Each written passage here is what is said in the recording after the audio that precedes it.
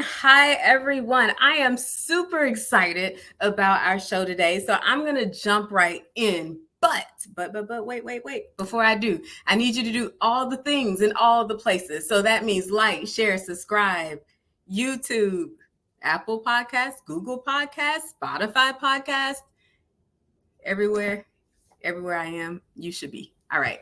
So today I'm welcoming a very special guest, and I'm going to bring her on right now. Her name is Miss Jennifer Black. Hello. So I met Jennifer in a class, a coaching class to be specific. So Jennifer is also a coach. She'll tell you a little bit about that. But she is just one of those people who's like a ray of sunshine all the time, and you don't really understand it. Like, why is she so happy all the time? So no better place to invite her than our room of joy, Black Girl Joy. So Jennifer, just give us a little introduction about who you are. All right, good people. Thank you so much, Joy, for having me here. I am so grateful. Thank Mhm. you.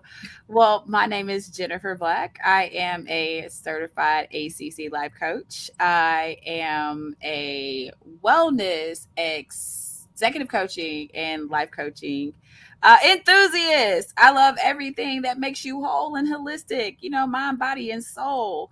I am a huge exercise enthusiast, as Joy already knows.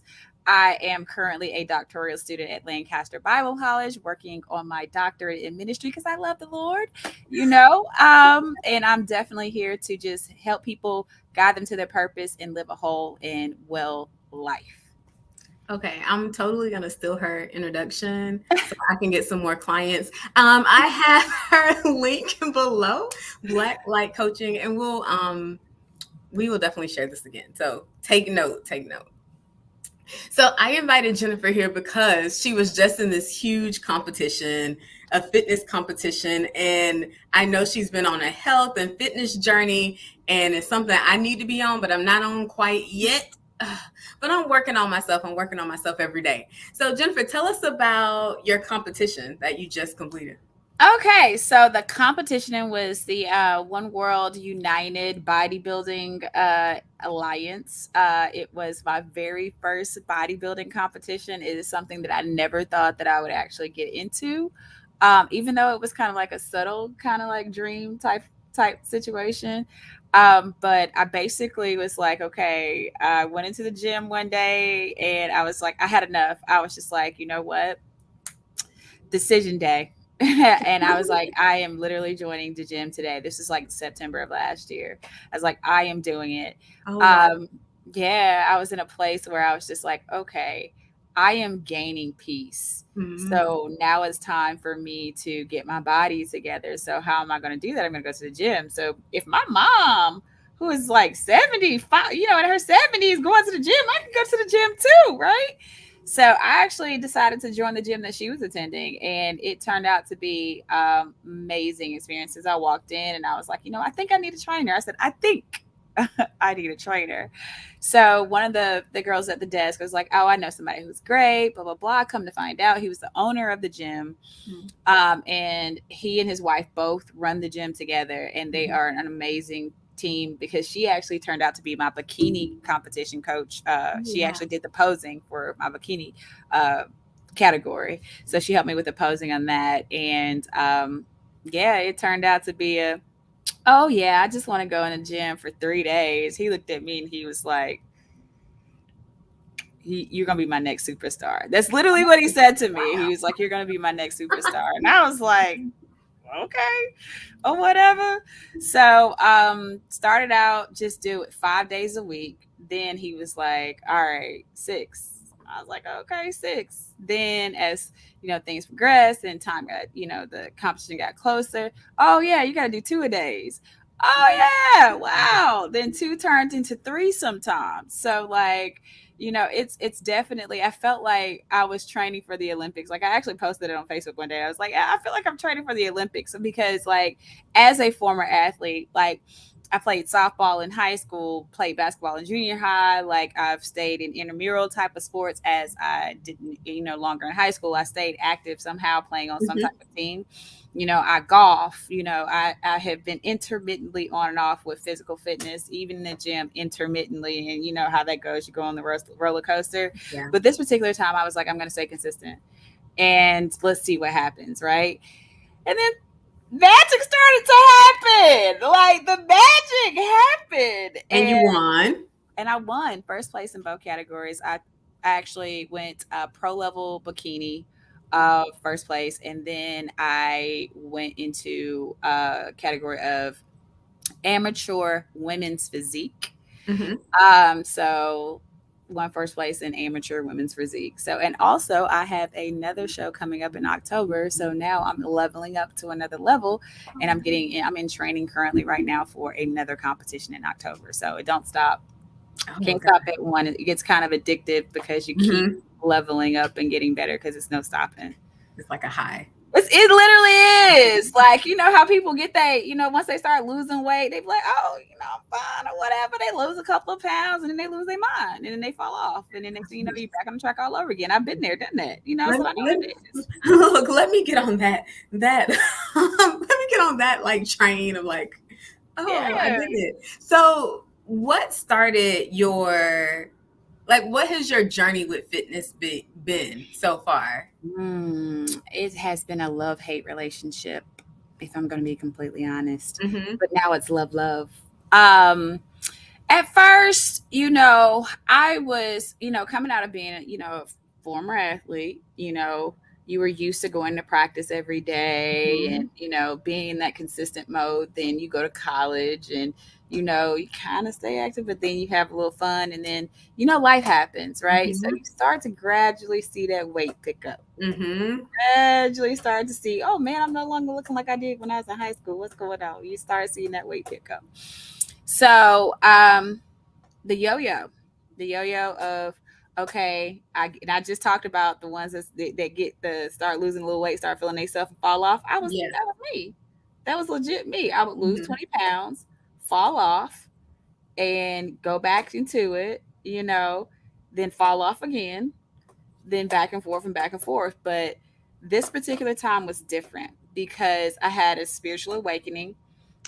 And God pushed me into a position to where he was like, okay, I need you to live out Romans 12:1, presenting your body as a living sacrifice. Show people that they can do it. You are my example. You are there to show people that they can do it. So a lot of people, that may be listening, they don't know that I used to weigh 236 pounds. I used to weigh 236 pounds. I was pre-diabetic. And honestly, if I'm going to be honest with myself and then also your listeners and watchers, I was so unhappy with myself. It had nothing to do with anyone else, but yet I would project out onto other people, unbeknownst to me, because I was unhappy with myself.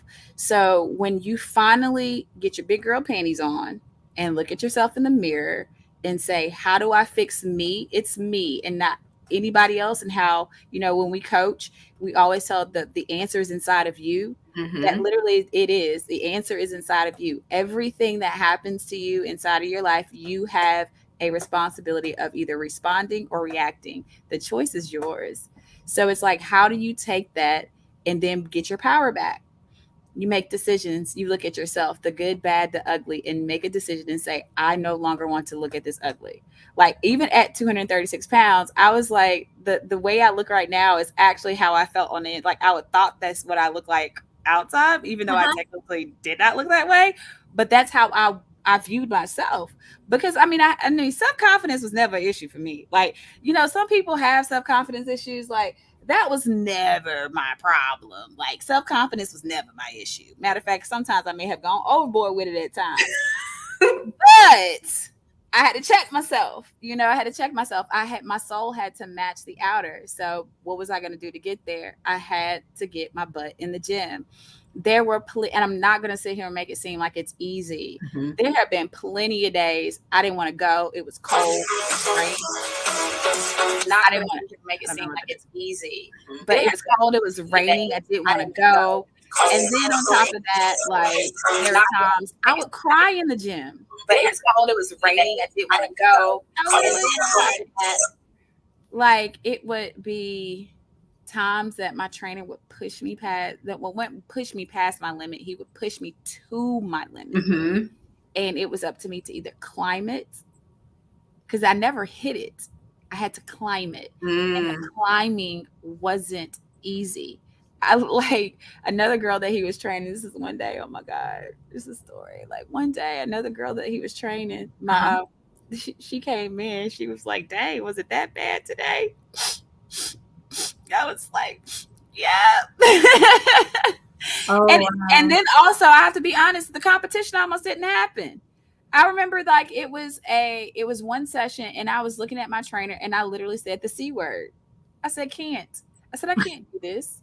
I'm glad that was the it was a C word. Yeah, exactly. It's a forbidden word. It's can't. Coaching, there is that word can't does not exist in coaching. But I said the C word. I have to admit, I said it. But it's like he was like, well, you have a decision to make. He was like, you don't have to do this.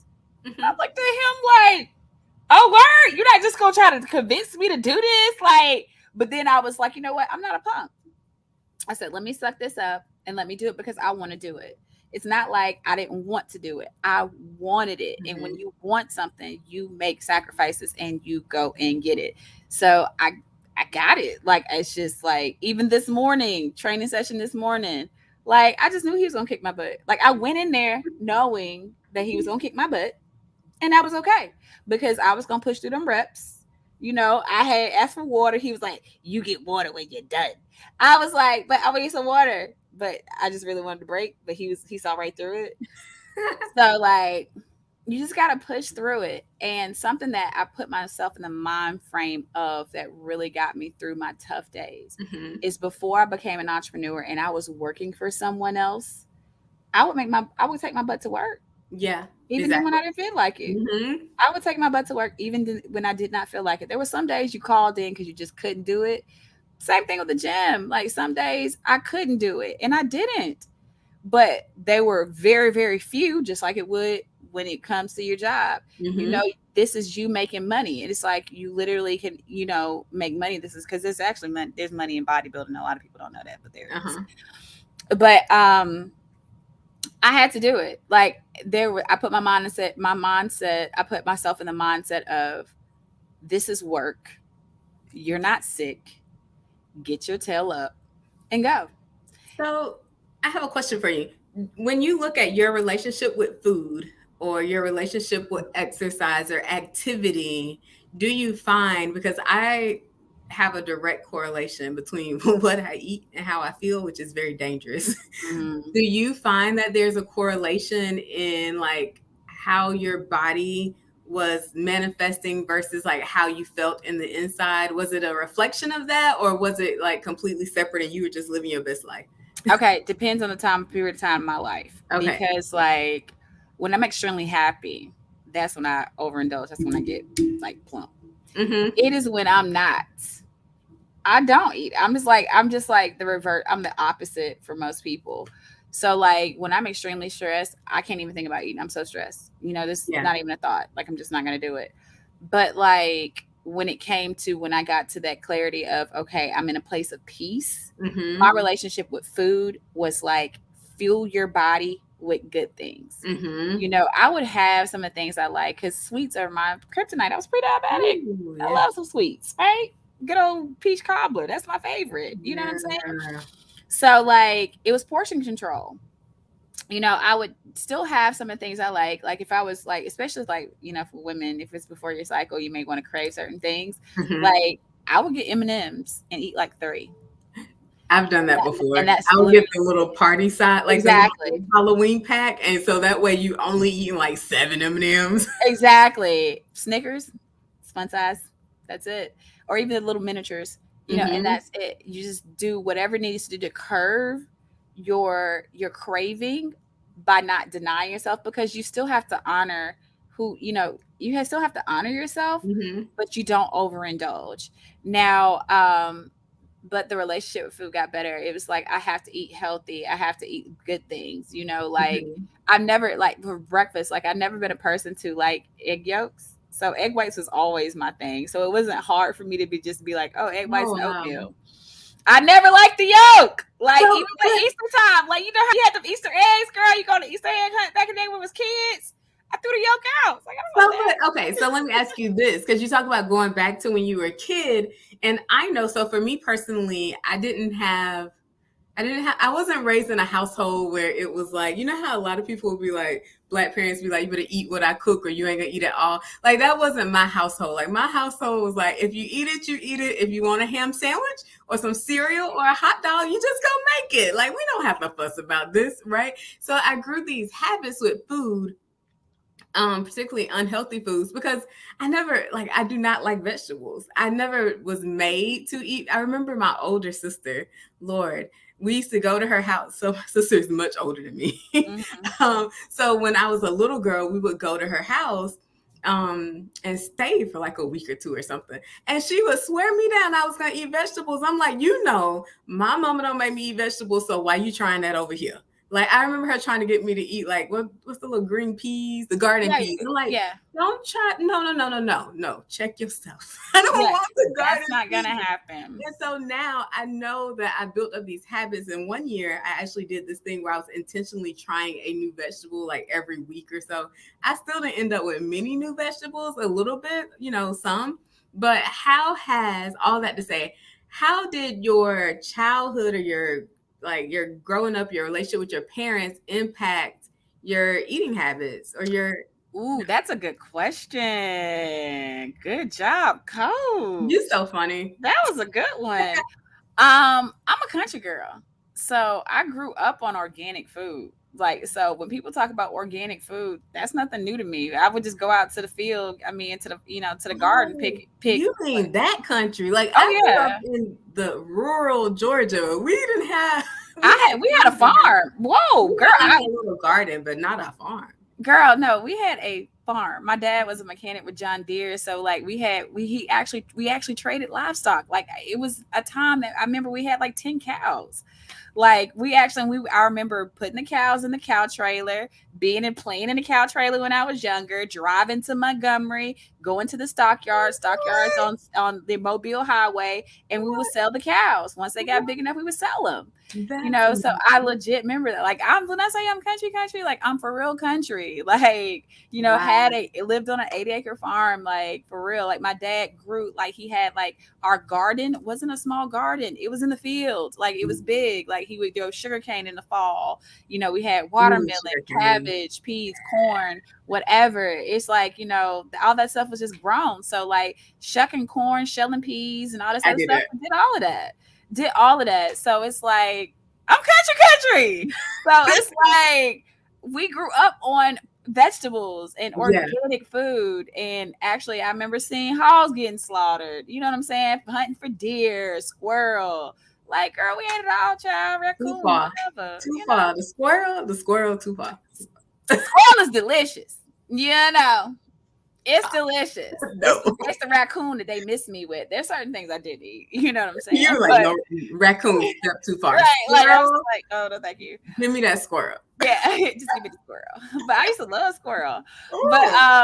But yeah, it's like I already had like an affinity to vegetables, and specifically like my favorite vegetables are green beans. Like my mom knows, like Jennifer wants some green beans. Like she just knows straight up, like that's what she wants. Like if I come home, green beans and neck bones on the plate, because that's white potatoes. Those are my favorite country meal. But with that being said, the white potatoes are out now. Neck bones are out because that's pork.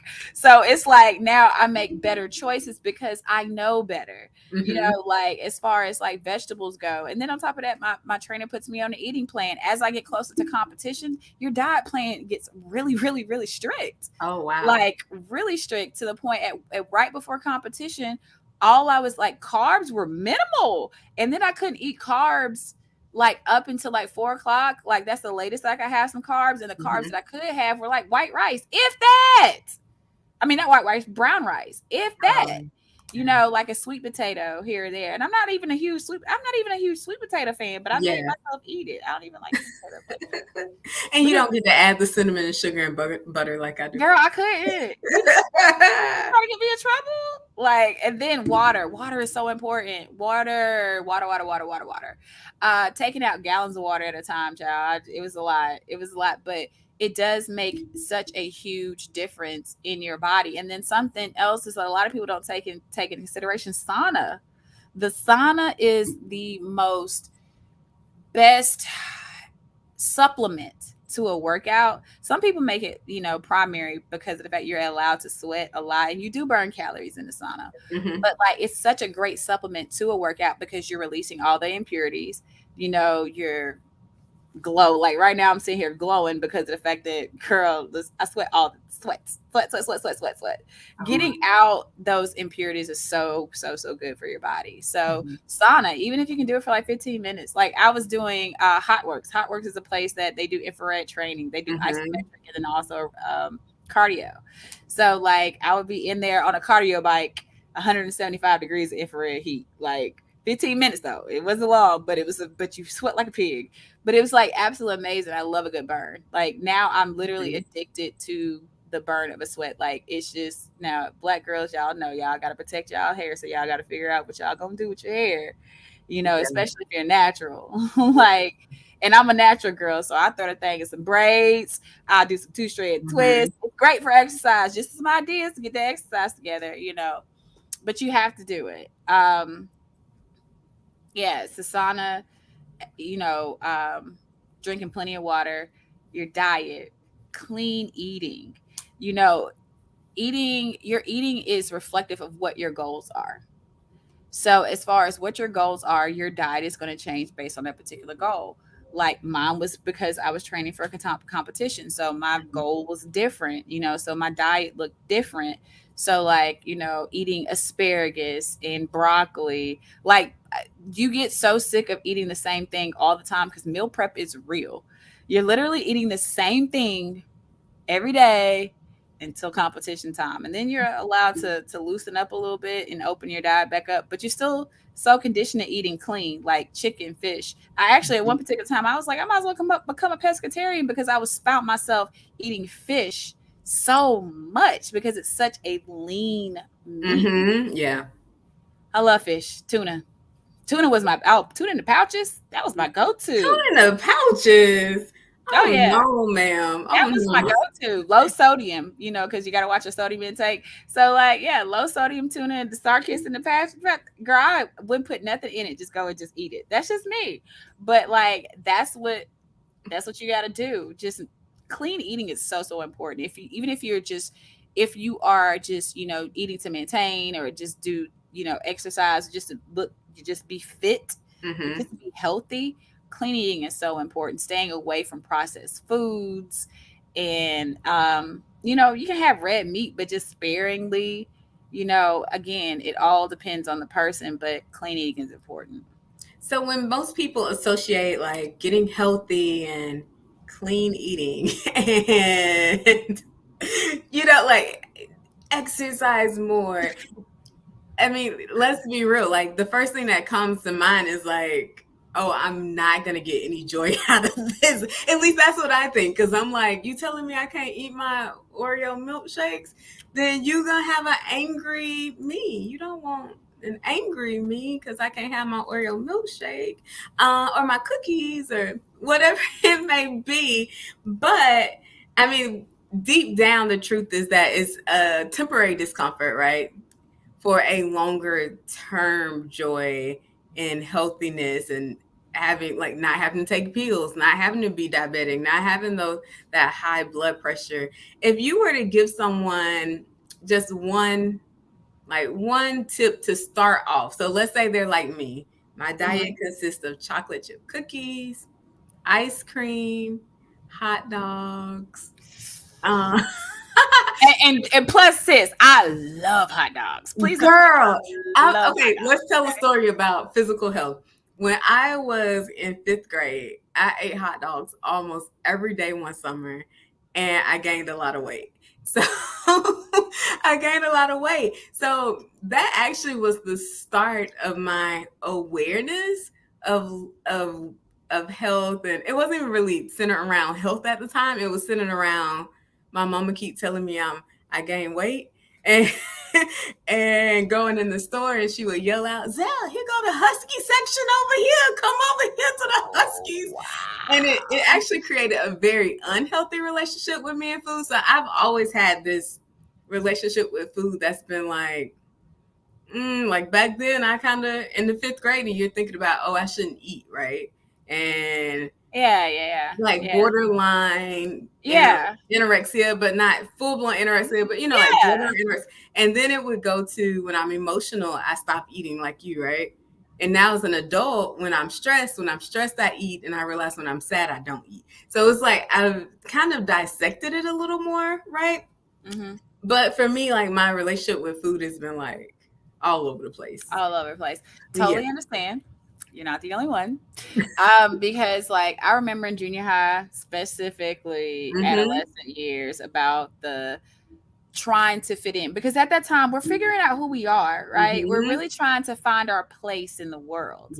And in figuring out who we are, we do a lot of comparison. So a lot of imposter syndrome happens in our adolescence, until we get to the point where by the time we get to high school, like our senior year, we're like, what? I don't care. Like what happened? Yeah, like, figure it out. But I totally understand about the whole, borderline, anorexia, because I've been there too. So like, I saw other classmates going bulimic, and I thought that was dumb. But that's just me. It's like, I don't know, why would you make yourself throw up? Like, that sounds disgusting. Oh my God, that's acid. I was thinking, like, that's acid in your throat. Like, why would you do that? But it is an issue, right? And so like us limiting our food, them throwing, they were enjoying it for a while. We were the ones sitting over there hungry, and then they at least got the enjoyment of the food. It's all issues that we all have some type, not everyone, I won't say we all, but a lot of people out there have their own private struggles with food and their body and health. And so as you, on a broader perspective, let's say someone is just starting to get healthy, no matter where they are on the scale, what would be like the one thing you would say to do? The very first thing that you should do is understand your relationship with food. Because diet is literally 80%. Like, my trainer would tell me, you can exercise in here all day, but if your diet ain't together, you're wasting your time. And that's true. If you could eat, there's tons of people who just go exercise to burn off the calories that they eat.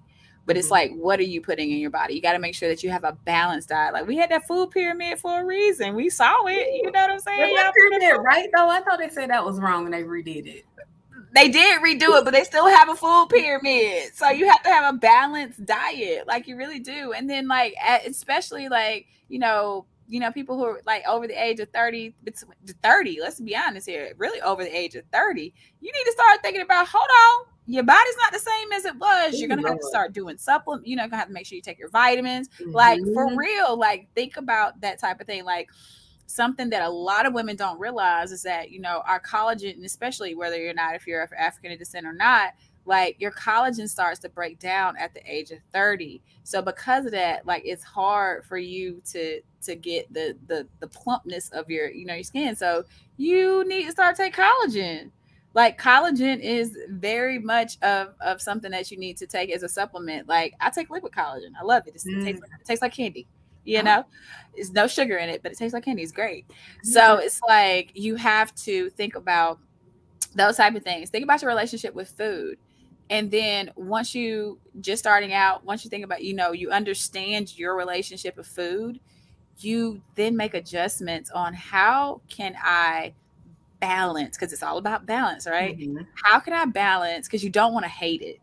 You don't want to hate, because people will go into the whole diet thing and then they feel terrible because they hate it so much. It's like, don't put yourself, exactly. Like, don't put yourself, even the same thing with exercising. Like, you'll go real, like, first of the year, everybody's like, I'm lose weight, blah, blah, blah. I'm gonna get it together. Da, da, da, da. They hit the gym. They go hard for about a month. Because they go so hard, you hit your wall. The whole point is to reach your wall, climb it, not hit it. So it's like, don't hit your wall, because there's been plenty of times I have been to the gym, went so hard, was exhausted, sore for 2 weeks off of one workout and never wanted to go back. Or better yet, I came across a trainer I hated and I was just like, what? I don't want to go back. Literally can make you not want to go back to the gym ever. Yeah.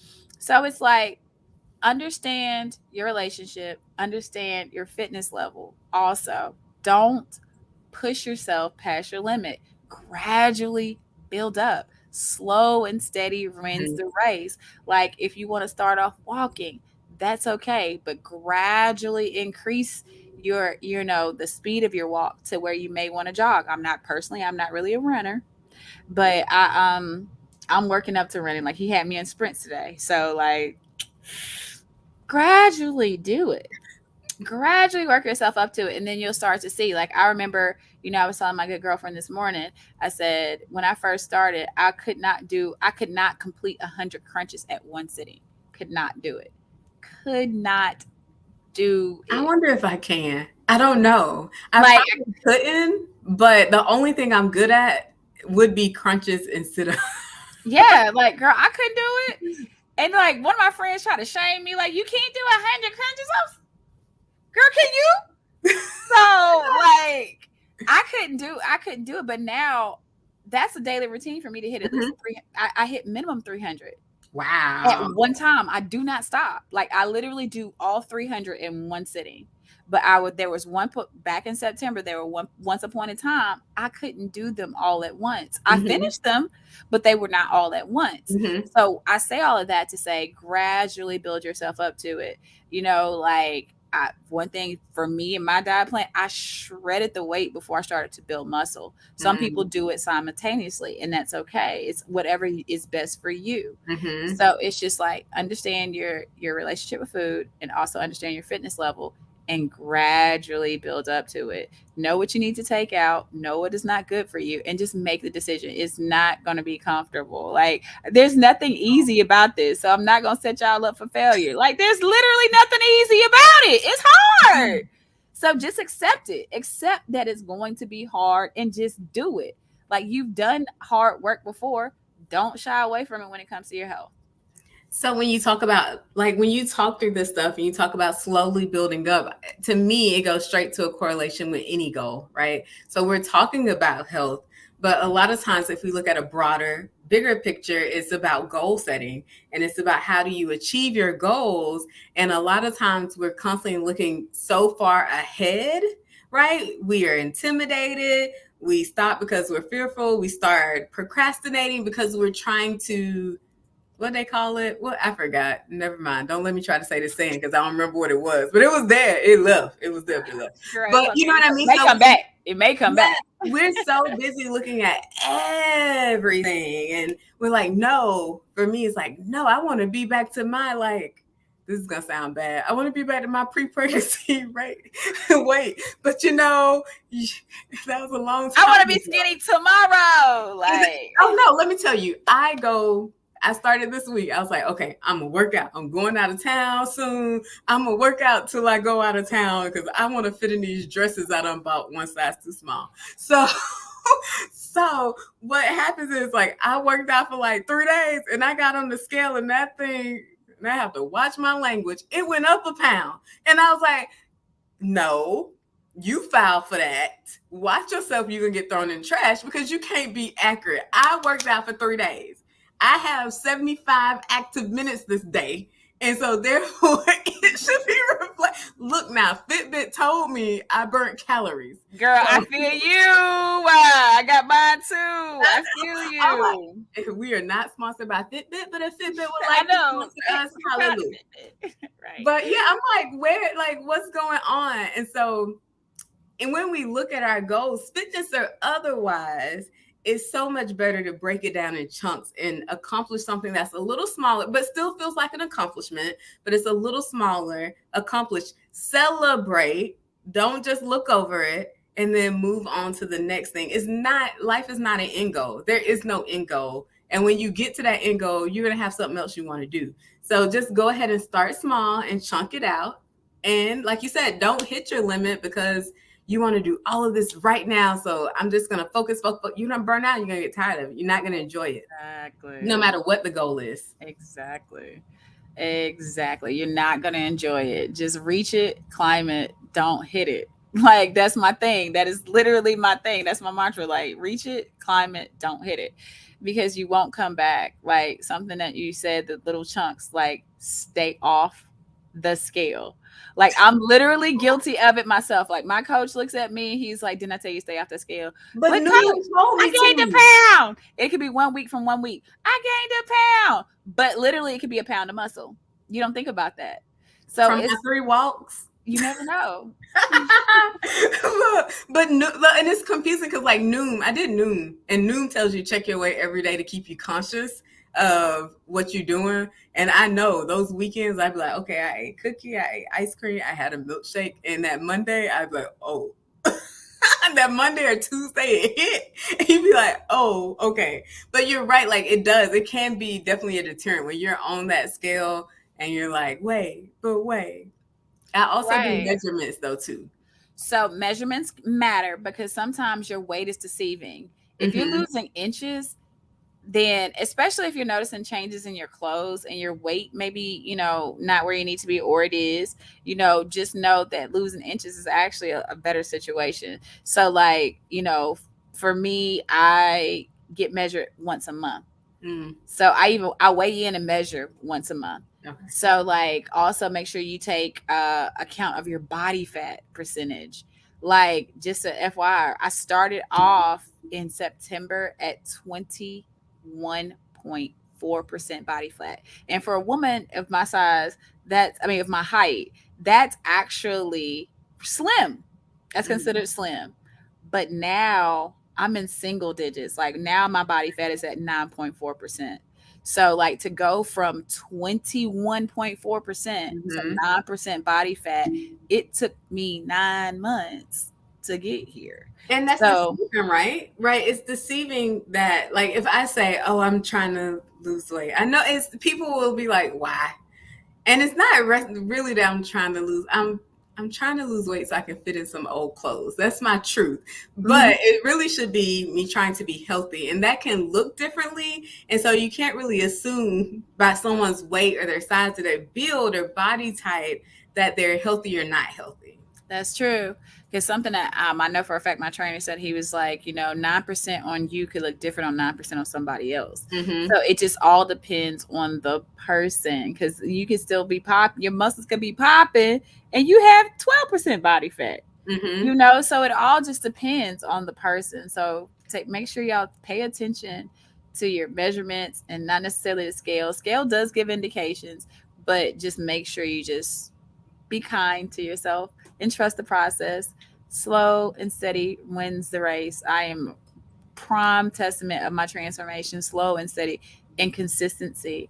Just be consistent. As long as you don't give up, just keep going. Even if you're slow with it, it's okay, because some days are better than the others. Let's just be honest. Like some days you have a great workout day, and then other days you're going to feel like you barely accomplished anything. But each day is a movement forward. So just be easy. Be easy. All right. That is an awesome way to wrap it up. So before you leave, is there anything you want to say to our adoring audience? Do it for your health.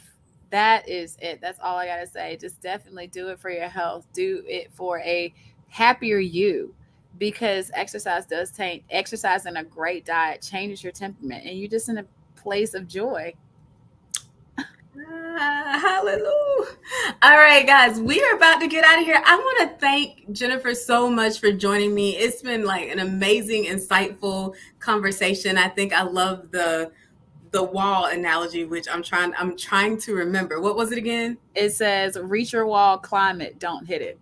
Reach it, climb it, don't hit it. That's what we all try and do with life. So thank you so much, Jennifer. Everyone, remember, do all the things in all the places. Like, share, subscribe, comment, Facebook, LinkedIn, YouTube, Spotify, Apple, Google, wherever you find us. All right. So this is another episode of Black Girl Joy. We'll see you again next week. Bye to all the people.